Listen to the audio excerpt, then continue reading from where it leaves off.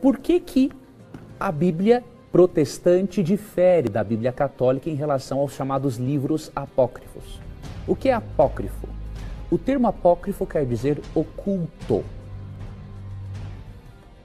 Por que é dado este nome a alguns livros que estão na Bíblia católica e não estão na Bíblia protestante?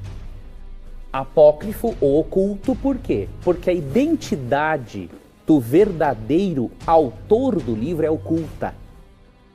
Então, alguns judeus, influenciados já pela cultura grega, começaram a escrever alguns livros cheios de superstição, e esses livros, por eles terem usado nomes de alguns personagens importantes da Bíblia para tentar dar algum crédito ao livro, então, pelos estudiosos verem que na verdade não foi, por exemplo, Tobias que escreveu Tobias, não é?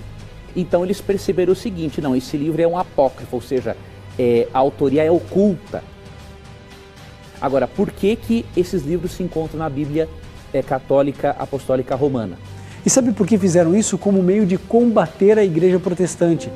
Lutero não traduziu os apócrifos, porque eles contêm ensinamentos que não estão em harmonia com os demais ensinos da Bíblia. No Concílio de Trento, por volta de 1546, no Concílio de Trento, esses livros foram agregados à Bíblia, com o intuito, obviamente, de apoiar alguns dos ensinamentos católicos romanos que não têm base bíblica.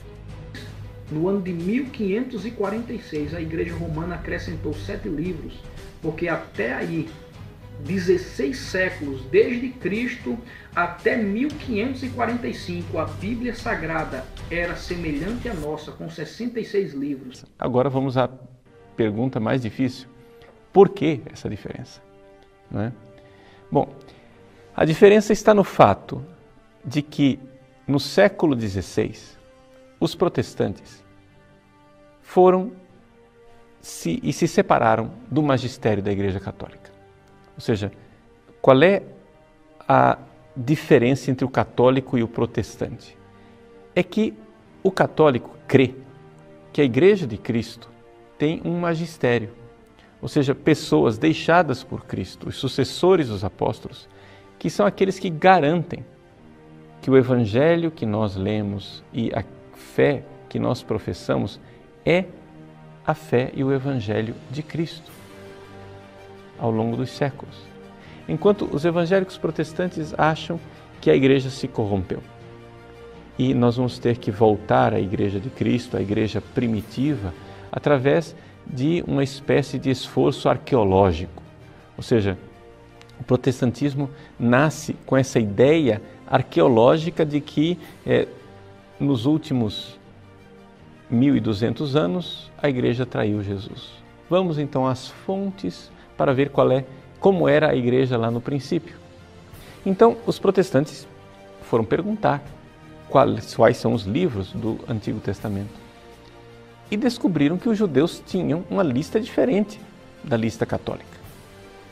Então, bom, se os judeus têm somente 39 livros e nós temos 46, certamente foi a perfídia da Igreja Católica que acrescentou estes livros malévolos, não é?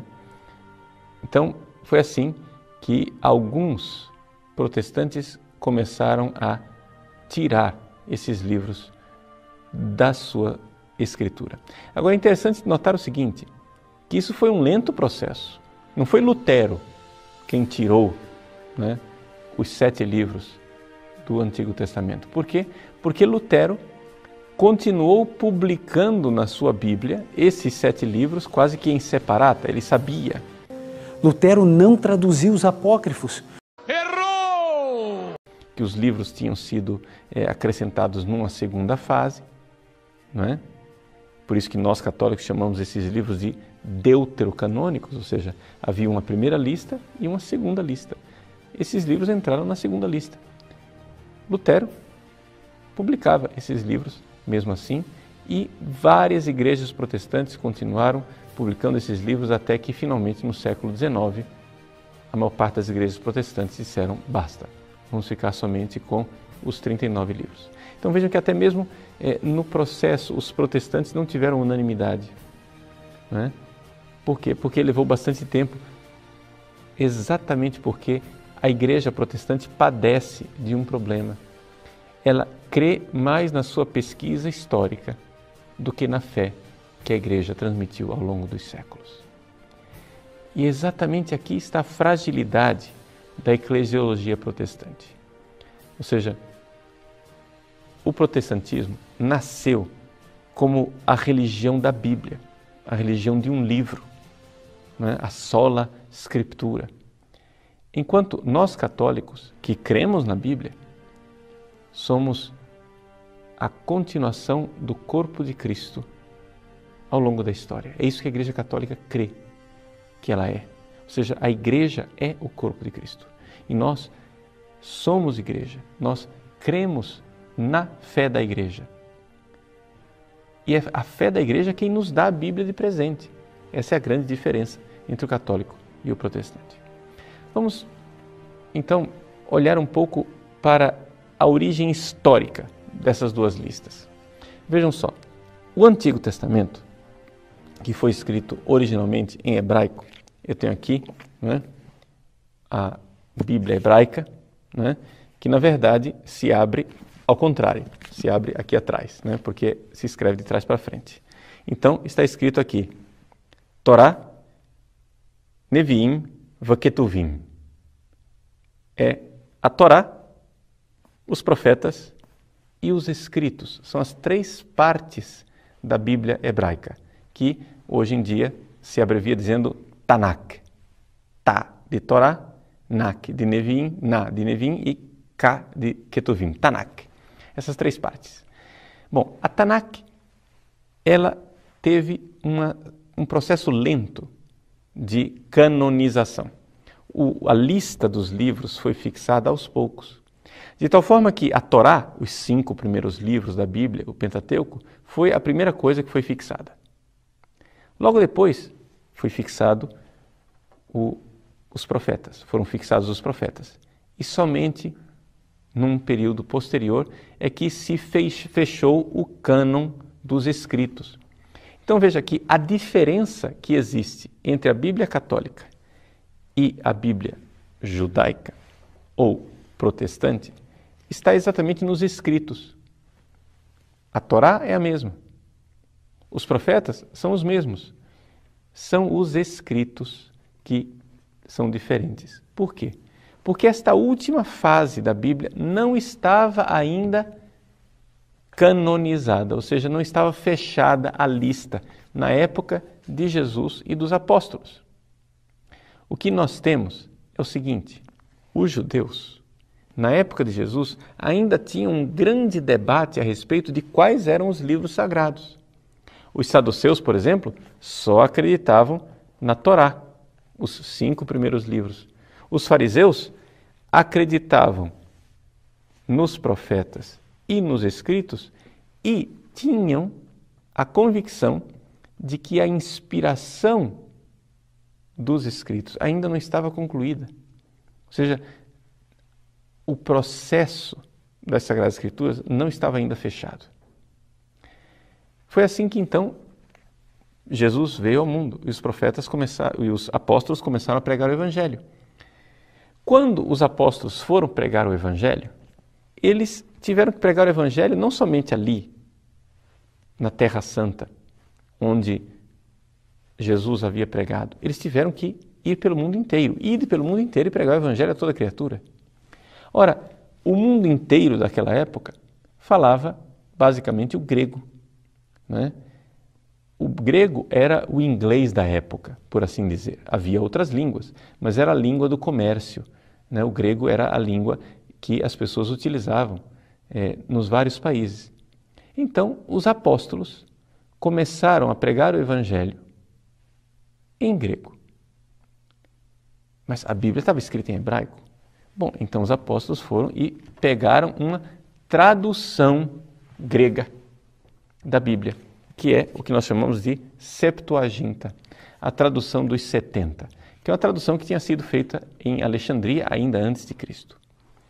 Acontece que esta tradução dos 70 possui nela esses 7 livros a mais.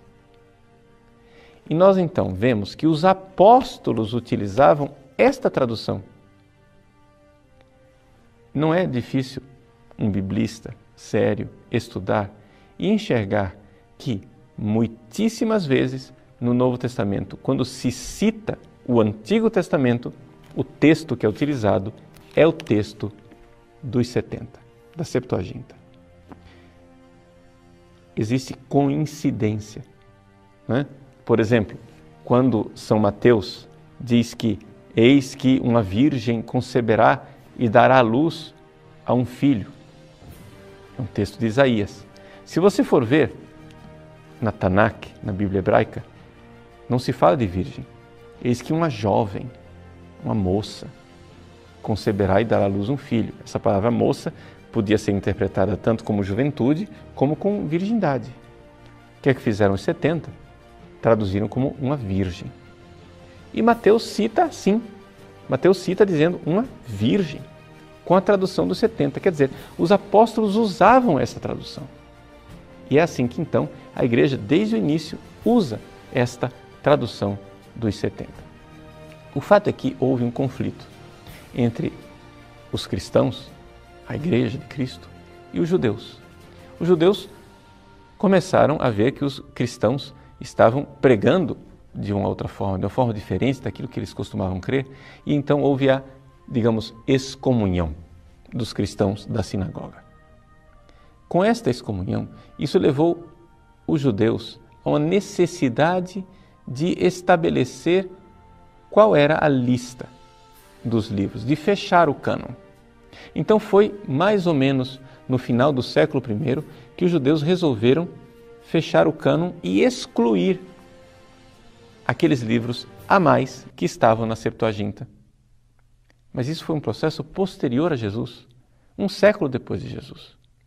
Portanto, os protestantes, ao aceitarem o cânon dos judeus, na verdade, está aceitando a autoridade dos rabinos judaicos depois de Cristo e não antes de Cristo. Por quê? Porque os apóstolos, com tranquilidade, pregavam o Evangelho a partir da Septuaginta. Poderíamos aqui colocar para você uma outra série de argumentações com relação a esse cânon das Sagradas Escrituras. O que para nós católicos basta é o seguinte: quem define quais são os livros sagrados é a Igreja. Por quê? Porque foi esta mesma Igreja quem definiu os 27 livros do Novo Testamento. A pergunta é, por que os protestantes aceitam a autoridade da Igreja que definiu os 27 livros do Novo Testamento, mas não aceita a autoridade da mesma Igreja que definiu os 46 do Antigo? Não tem lógica nenhuma. Ora, se você diz, eu não aceito a autoridade do magistério que definiu os 46 do Antigo Testamento, por que razão você aceita os 27? Baseado em quê? Em que argumentos? Em que autoridade? Em que pressuposto histórico? Porque nós sabemos historicamente, e existem inúmeros documentos que comprovam isso, que até o terceiro século não estava ainda claro quais eram os livros, nem do Novo, nem do Antigo Testamento. Haviam várias listas circulando. Você vê, por exemplo, as controvérsias que houve entre Marcião e a Igreja, entre os gnósticos e a Igreja. Os gnósticos queriam colocar mais livros, Marcião queria colocar menos livros. Foi somente no final do terceiro século que a coisa apaziguou. Então, a lista que nós temos hoje dos livros da Bíblia, os 46 do Antigo e os 27 do Novo, essa lista ela já estava estabelecida e tranquila na época de Santo Agostinho. O primeiro concílio que nós temos, que fala com toda clareza desta lista dos 72 livros da Bíblia, é o Concílio de Hipona, feito por Santo Agostinho. Santo Agostinho coloca essa lista, que é a lista que nós temos hoje. Infelizmente, os atos desse Concílio de Hipona não chegaram até nós. Mas quase contemporâneo a Santo Agostinho, nós temos o Decretum Damasi, ou seja, o decreto de São Damaso.